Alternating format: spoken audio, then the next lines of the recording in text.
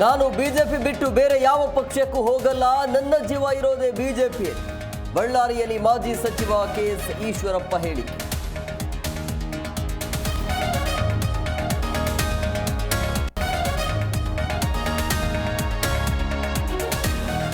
KPCC ಅಧ್ಯಕ್ಷರ ಬದಲಾವಣೆ ಕೇವಲ ವದಂತಿ ಮಾತ್ರ, ಅದು ಏನೇ ಆಗಬೇಕಾದ್ರೂ ವರಿಷ್ಠರು ಚರ್ಚೆ ಮಾಡ್ತಾರೆ. ತುಮಕೂರಿನಲ್ಲಿ ಟಿವಿ ಜಯಚಂದ್ರ ಹೇಳಿಕೆ.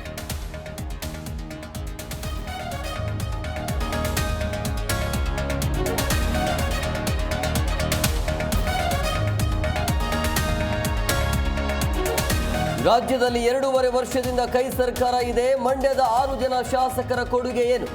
ಎಚ್ಡಿಕೆ ಕೊಡುಗೆ ಶೂನ್ಯ ಎಂದವರಿಗೆ ನಿಖಿಲ್ ತಿರುಗೇಟು.